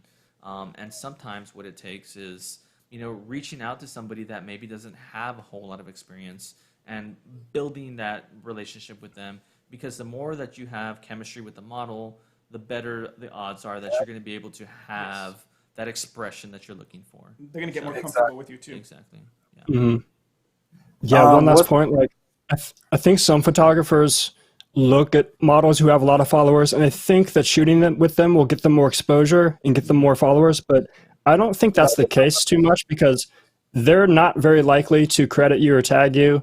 Some of the models, I mean, some of them will, but if you just do good work with a model that you can work well with, I think you're better off than trying to kind of latch onto their followers and get followers just because they have a high follower count. I don't think that's the way to go. So Yeah, and it doesn't work. It doesn't really work. They get the following because people are following her. But as a yeah, photographer, people don't go they and don't care follow about the you. photographer. They care about the model. So you're not going to get much from it. The guy answered. He said it was an 8-inch reflector. So that's what he used Okay. for the shot. Okay, cool. That even adds a little bit more to what we were talking about. How he had such controlled lighting. Makes sense. Yeah. Okay.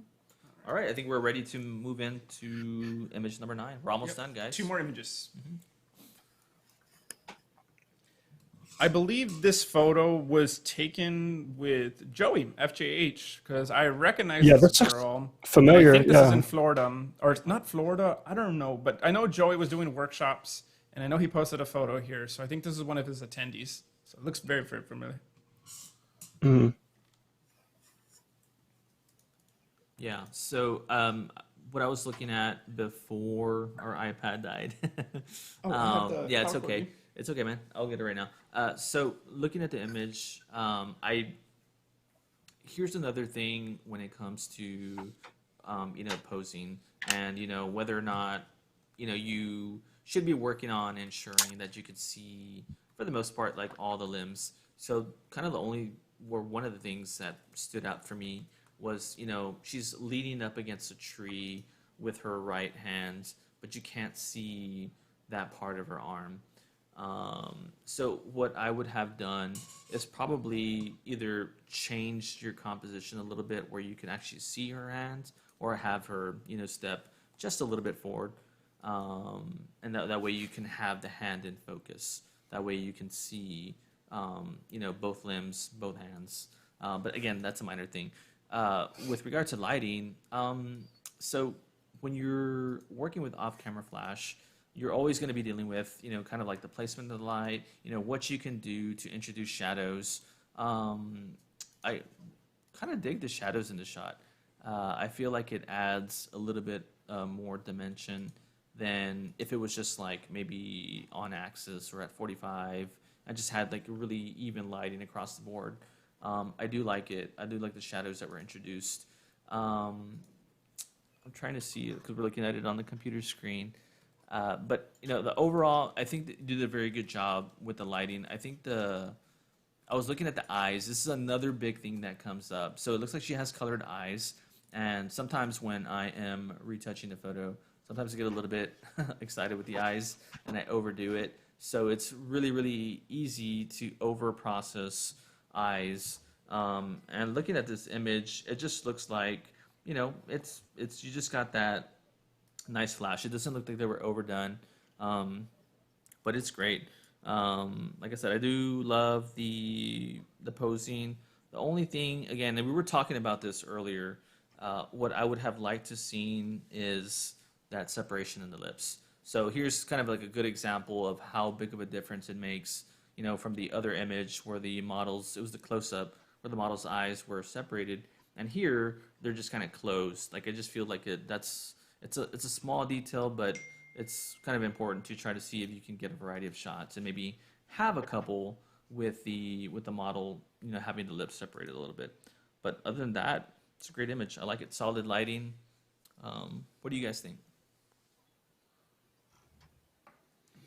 All right. Ron is square, so I'll go. I love the image. I agree with Oh, with Marco with the hand because I wish the hand was a little bit more in view instead of falling into the back of the tree. I love the soft lighting of the image. The only two CCs I have here, the only two critique is I would have feathered the light a little bit more in an angle to get her legs properly lit as her face is, because the light falls off right by her waist, and then the leg it falls into the shadow. So I would have tilted it a little more or set it back a little more just to make sure that the whole body gets lit. And secondly is the bra underneath of that dress, because of that spaghetti strap she has. It's distracting. So I would have either told her to kind of tuck it in. I don't know if she would have been comfortable with removing that one or having a different type of bra, but the crochet underneath is a little distracting from the outfit. So, or if he could have fixed that in Photoshop or something, that would have made it a much stronger image for me. But other than those two, I really like it. Well, those three: the hand, the light, and the bra. Other than that, I really like the image. The light is really soft and nice. Yeah, I agree with both of you guys about the arm and the hands. A little bit of a letdown, but the other thing that I don't love that you already mentioned is the expression could be better. Doing the part the lips and squinch the eyes could have helped a little bit. And the other thing that I would maybe change is kind of color grade the background a little much straight out of camera, how the colors probably were. And you could maybe add some pop or change the blues a little bit. But it's a solid shot. I would just maybe edit it a little bit more, and a better expression would have been good. She kind of looks like she's in between expressions here. Yeah. Yeah. So Yeah. It's Yeah, a the solid shot. expression looks like she's not really interested. She's like, just hurry up and take the shot, you know? She looks too far removed. Yes. Yeah. So it's like we were talking about earlier. Expression and connection is key. Yep. With the model. One of the questions I wanted to ask you guys and people that are watching as well, Kerwan brought up a good point about feathering the light to add light to the legs.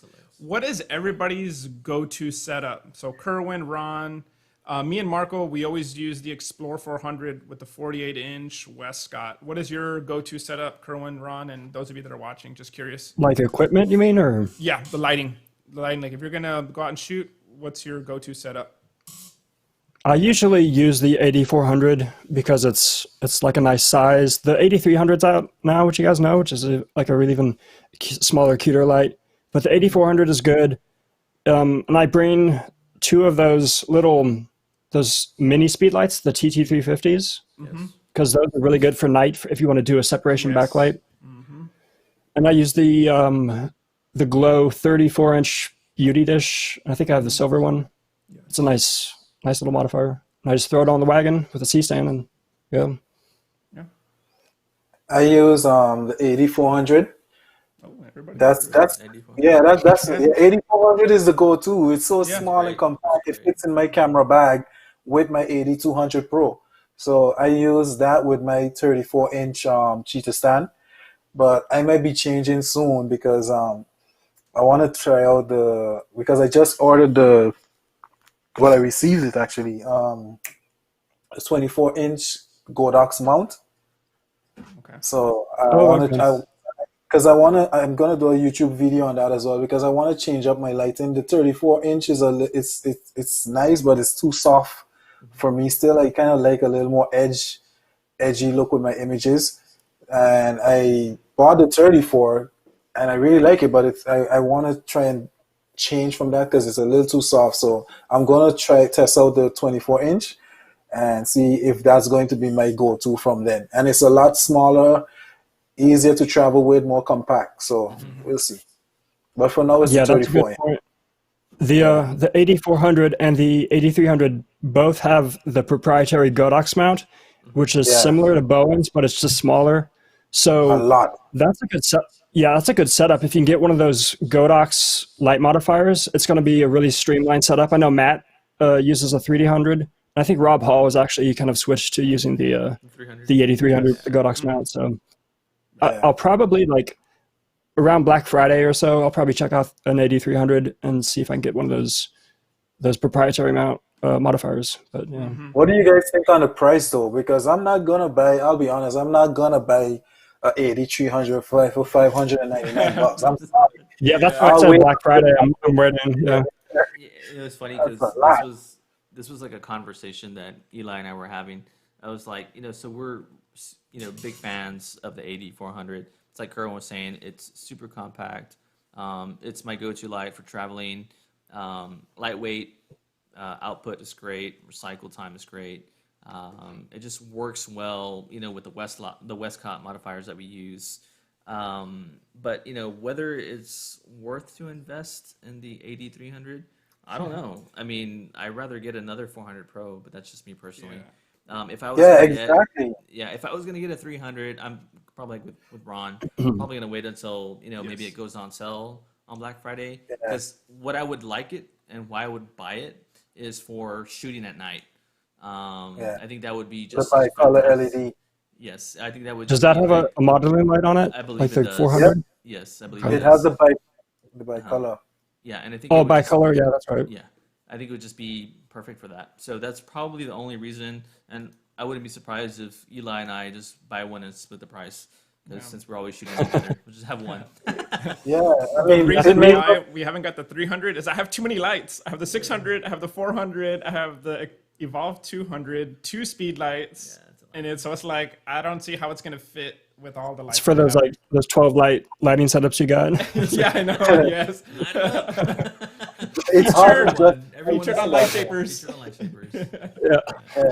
it's hard to can't do that justify for buying that 300 though, because for $599 for the 8300, when the 8400 goes on sale for $549. So why would I buy the 300 when I can get the 400 for less than the 300? You know, so Yeah, that price is ridiculous. I'm gonna wait The till I draw go is to the definitely the form factor, I think. Yeah, it's okay. I'd rather have power in that 400 than the 300 small and still spend $50 extra. buy the 400 and get an extra trigger. Yeah, exactly. Okay, so we're at the last. This is the last image, boys, and we're done. All right. This is by Aaron. This is a cool. Can I shot. start on this one? Yep, you go for it, Corn. Kerwin, make Kerwin. it. Tell us your thoughts, man. What do you think? All right. I love this image. My only thing is three things. I wish he colored her differently because her skin tone is actually blending with the building.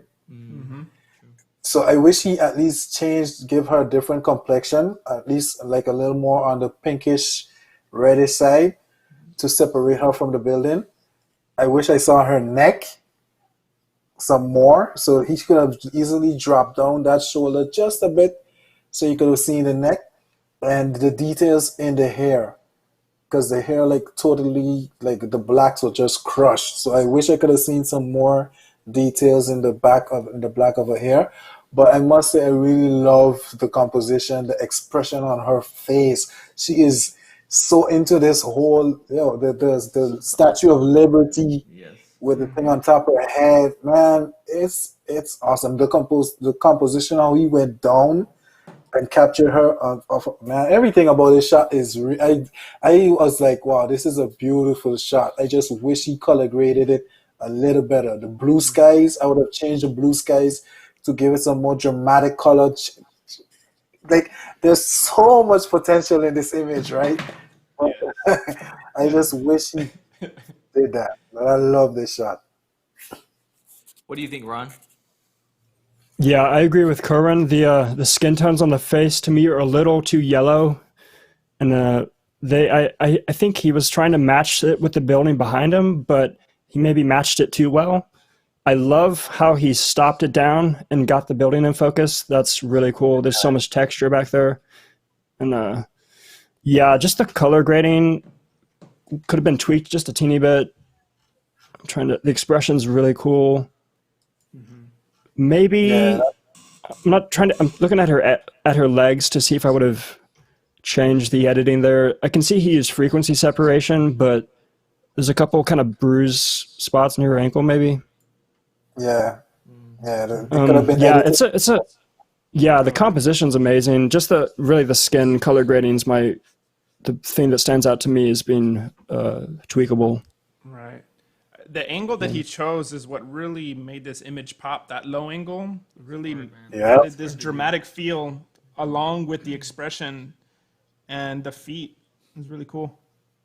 Yeah, And it's kind of like we were talking about earlier. I mean, maybe this is a model that Aaron has worked with before, and this is why I say building relationships with models is super important because the more that they become comfortable with you, the more that you're going to be exploring working on the narrative side of photography, bringing in props, working with themes, and this is when I saw the image, the first thing that I noticed and that stood out was the composition. This is awesome. It's a wide angle shot, but I think what was kind of catching my eye was the bright spots on the building.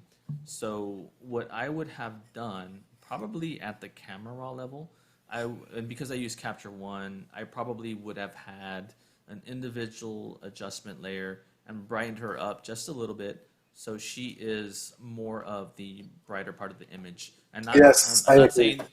saying overexpose her or make her super bright, but I would have added that single layer and then added a second layer to bring down the exposure on those hot spots on the building. That way, 100% certain that she is the focal point of the image. Yeah, that'd be a good place to use luminosity masking. Yes. Definitely. Just catch only the highlights and bring them down a little bit.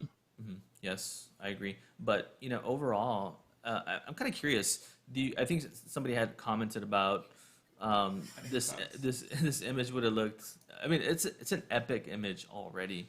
But is this something that you would have maybe composited some clouds in? That's You what I was thinking. it? Like how sky replacement would look on the shot. I'm trying to think. Yeah, I think I'm maybe not sure what if you find the right sky, maybe. It might have took. It'd have It to might be have, not too crazy. yeah, it would have distracted from her because it would have been in focus. True. So I wouldn't. Yeah, and it would- I just change the color of the sky at least or something. I think Ron, It would probably look mentioned weird earlier- because this is a low angle. Yeah. Most skies, I think, are taken at a more flat angle. So this low angle, trying to replace it would probably look a little fake, maybe. Yeah. Ron, you mentioned earlier that you used Luminar, right, for your sky replacement. Yeah, that's what I use on the FFA edit for you. Yeah. Nice, cool, man. It does a I really have good job. Luminar. Yeah, I have Luminar, but I haven't used it much. Need to get back into that. Yeah, it's kind of like a AI-based processing thing. Pretty cool, man. I have it. I tried it. I haven't implemented it, but I was just testing it out to see how it works. It was really nice. It works really good.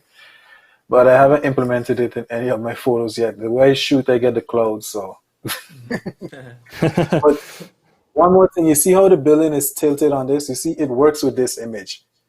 Like for me, I wouldn't worry straightening this one up because it works. Yeah, that's it. Yeah, Because it adds to just- that flow. Because she's And it- leaning. Yeah, I was Exactly. gonna say, like it just kind of goes Exactly. with the Yep. exact expression, Yeah. the exact pose that she's working with. And Yeah. There's a lot of triangles in the composition.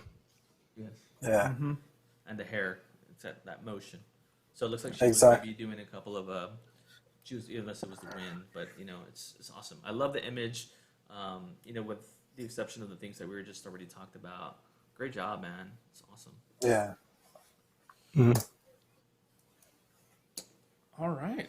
Well, I want to say that pretty much concludes it. I just want to thank everybody that submitted images, everybody that was participating in the comments, and especially Kerwan and Ron for taking time out of their day to come hang out with us to do this critique. This is photo critique number 6. So it was a lot of fun. I don't know if you have anything you want to add to that, Marco? Yeah, no, it's just, I think I said this the last time, but, these YouTube lives, these photo critiques, wouldn't be possible without photographers who are submitting their images, because they want to improve, they want to grow, and they're continuing to work on their craft. So thank you so much for submitting the images and allowing us the opportunity to kind of give you some feedback. You would see that, every photographer kind of sees the same image differently. So having more than one person kind of give you feedback, I think is a benefit, because you're going to be able to have, these different perspectives. And you notice that, throughout the whole YouTube live, everybody was kind of like pointing out different things, which is awesome. But thank you for that. And of course, everybody that was watching, commenting, it's great. Oh, I switched the camera angle on accident. Someone was asking who is the last photographer. Oh, that was Aaron. Aaron Modin. Modin. Yeah. We should have their. Did they give you their Instagrams in the submissions when they email you? They didn't, so that's definitely something that I want to start doing now. What I'm thinking, I'm gonna Yeah, do maybe like in the future, give them a little tags. I'm gonna probably do like a Google form where they submit it and they have to answer some questions, like maybe like some of the XEF, the lenses that they used, and then also like their Instagram, so that we have all that information, so that we can kind of let everybody know. But Yeah, that'd be cool. Well, Kerwan and Ron, thank you, dude, for you guys volunteering some of your time on a Sunday to spend the YouTube live with us. Really, really appreciate it. And, we respect you guys as photographers. We admire you. So thank you for being here. It means a lot. Thanks for having us. Yeah. Yep, thanks for having us. See you guys soon, man. yes, All right. we need to shoot, Kerwin. We need to shoot, man. Yeah. We need to fly Ron to Texas. Yes, So Ron. you I need to come come to Texas. Yeah. Definitely. I'm all alone in Ohio here.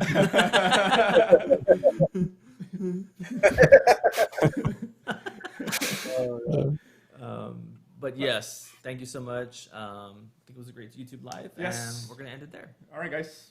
See you All guys. right, guys. See you guys.